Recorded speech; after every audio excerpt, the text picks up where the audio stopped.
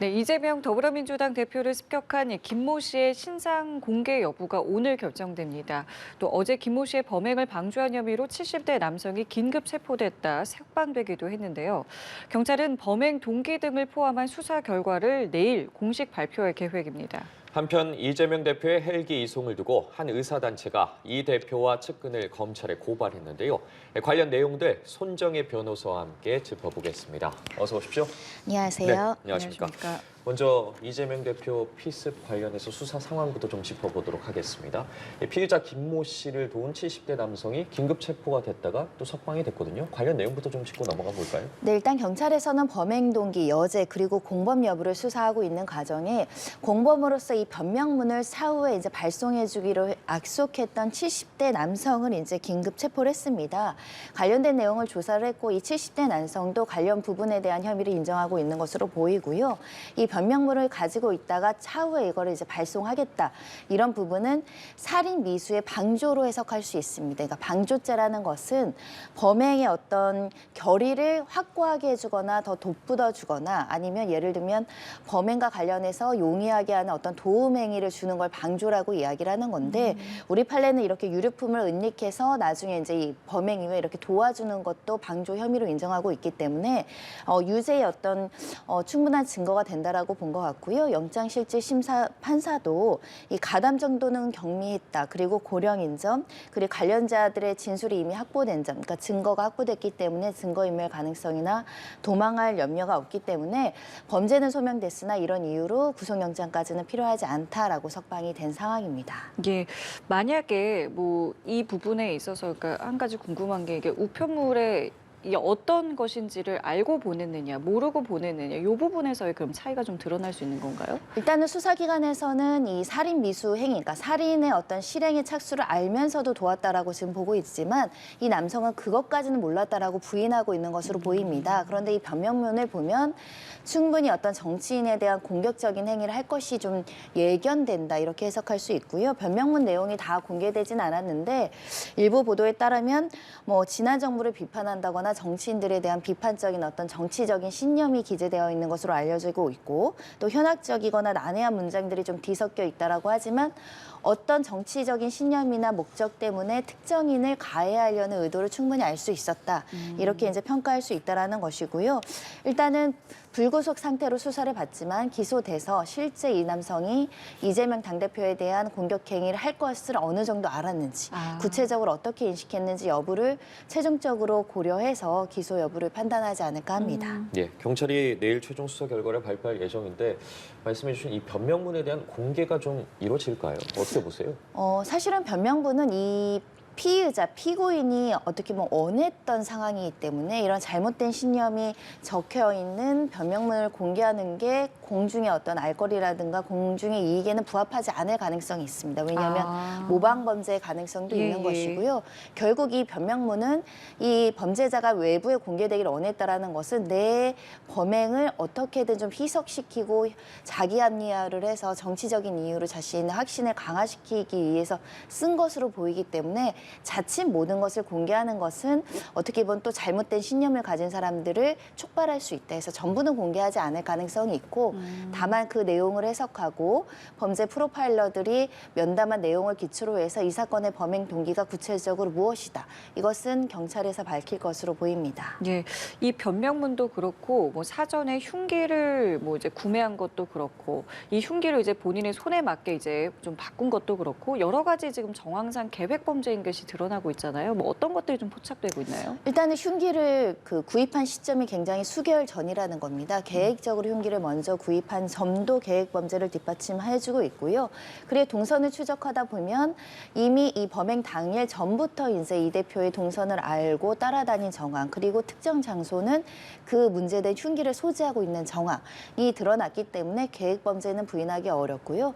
특히 그 범행 전에 이미 타인에게 변명문을 보관을 변명시켰잖아요. 네네. 그리고 그 변명문을 자기가 갖고도 있었습니다.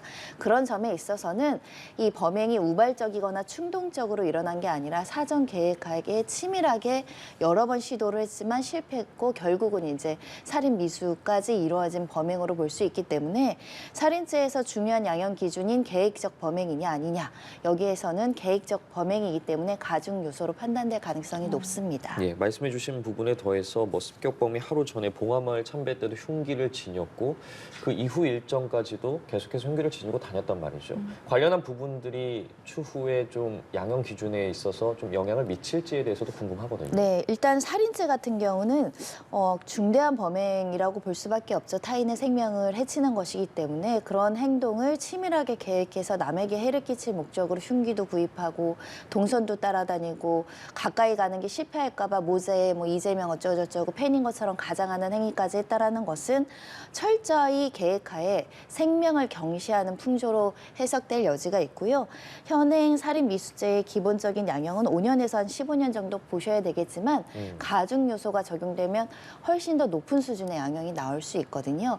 현재 본인의 범행이나 이런 것들을 자백하는 것은 유리한 양형이지만 특히 이렇게 정치적인 신념이 강한 사람들은 본인의 잘못을 철저하게 반성하기보다는 정치인 탓을 하거나 어떤 사회 구조적인 문제 때문에 내가 이런 범행을 할 수밖에 없었다라는 변명을 할 수 있기 때문에 그런 점은 가중 요소로 해석할 수 있고요. 특히 여러 차례 시도했다는 점은 재범 우려가 굉장히 높다라는 점으로 해석이 돼서 가중 평가될 수밖에 없습니다.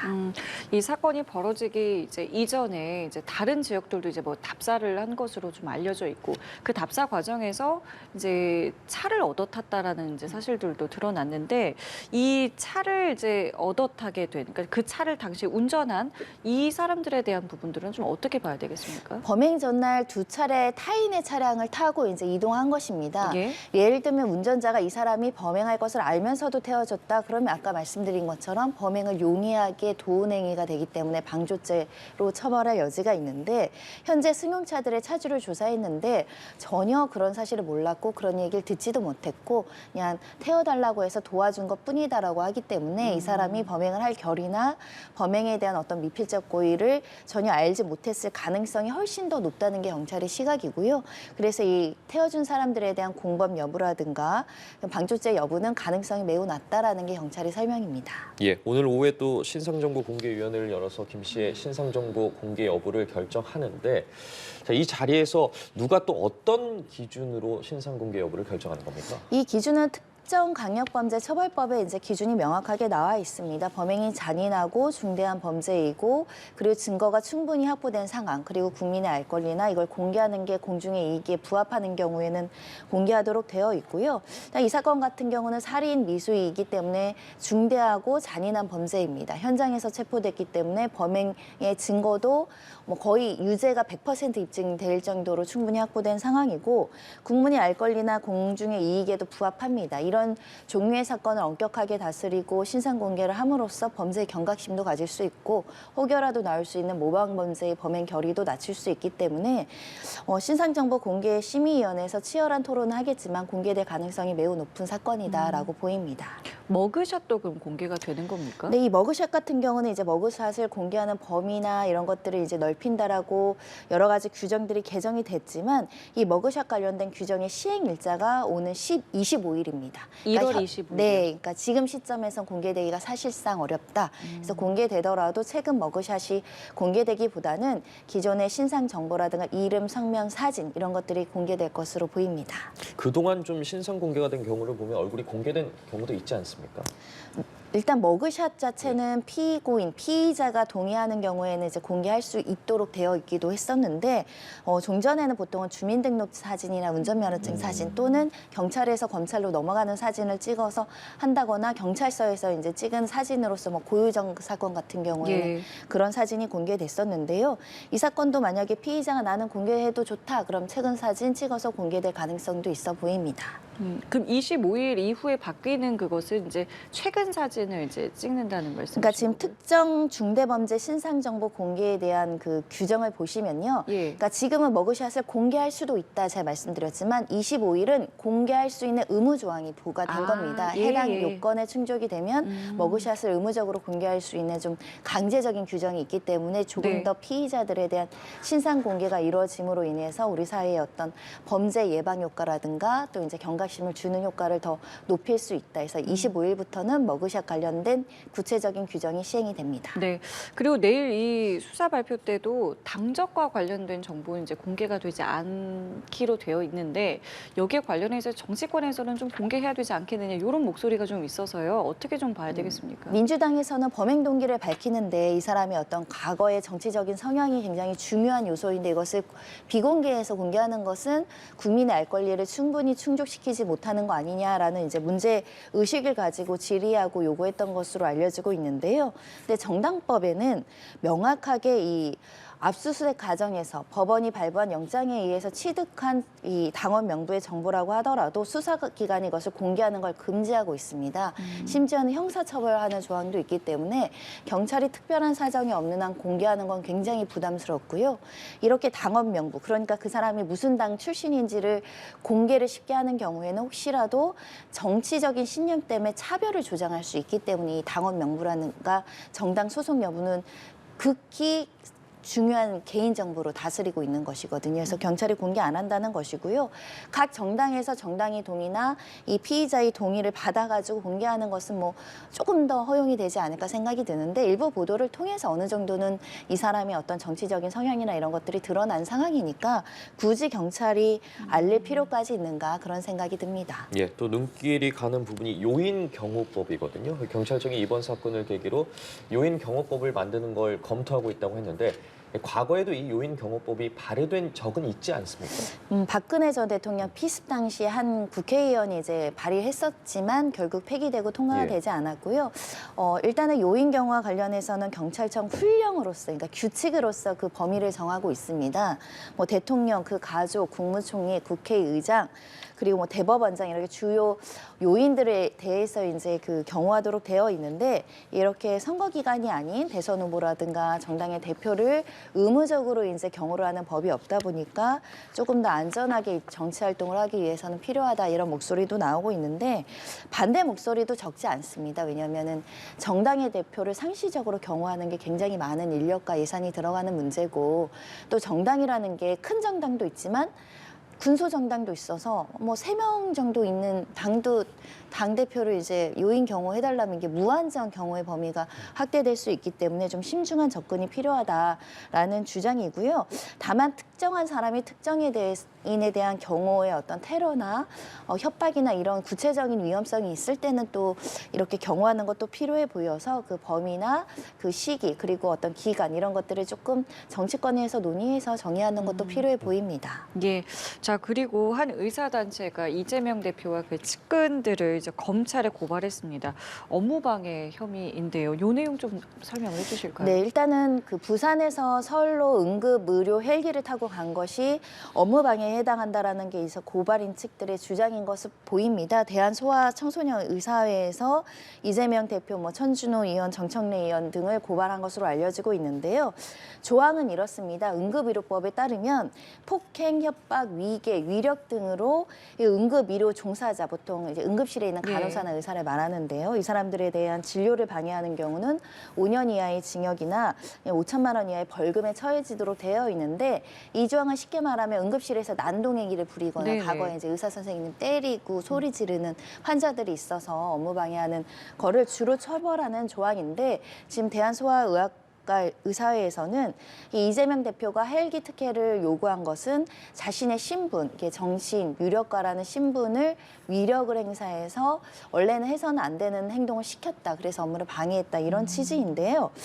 일단 이 문제가 실제로 특혜성이냐 여부, 정치적인 책임이나 도의적인 책임이 있는가 여하는 이제 정치권에서 공방을 하는 것이고 법률적으로 업무 방해가 성립할 수 있는지를 검토하면 위력을 행사한 사람이 누구냐 그럼 대체 이재명 당대표가 행사했다고는 보이지 않거든요. 정청래 전 추노 의원님이 직접 헬기를 요청을 했는지 강압적인 어떤 의사표시를 했는지를 확인해야 되는데 업무 방해의 위력이라는 것은 자유의사가 제압될 정도로 이 어떤 피해자에게 어떤 압박을 주는 행위를 말하는 거거든요.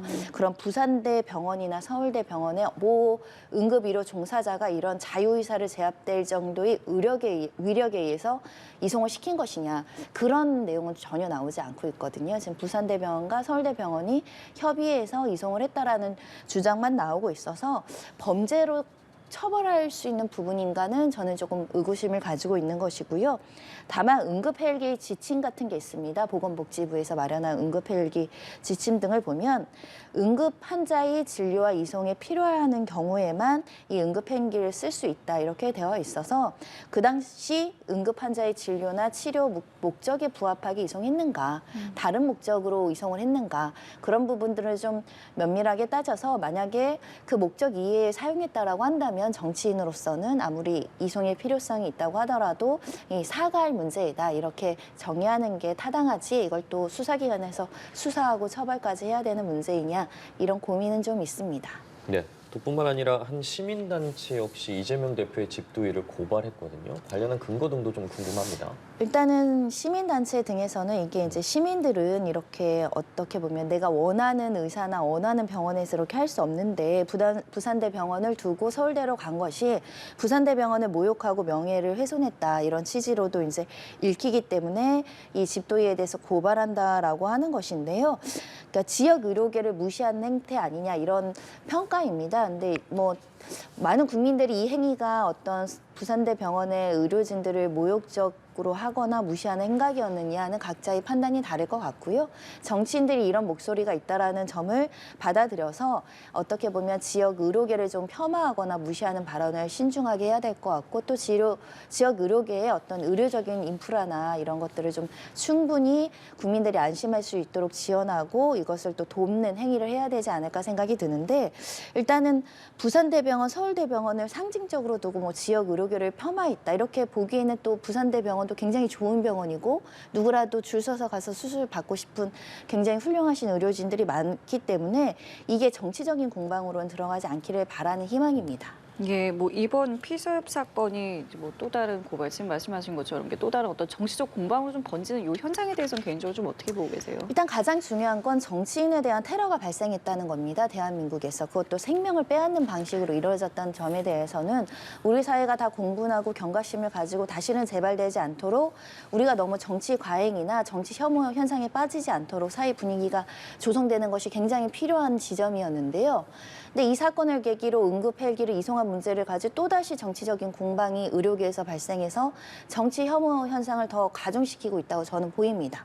사실 응급 헬기를 부적정하게 사용했다고 한다면 제도를 개선하고 왜 그런 문제가 발생했는지 드라이하게 살펴보면 되는 것이지 서로의 정치적인 진영의 논리 때문에 이해관계 때문에 또다시 정치적인 어떤 불필요한 어떤 확산을 하고 있는 것은 아닐까. 그래서 정치인에 대한 테러를 금지하는 것과 지역 의료에 대해서 충분히 지원하고 존중하고 지역 의료가 발전할 수 있도록 하는 정치권의 노력을 너무나 정치적인 어떤 가행 해석을 통해서 정치 혐오를 불러일으킬 만한 논쟁거리로 삼아서는 안 된다 이런 생각도 하는 것이고요.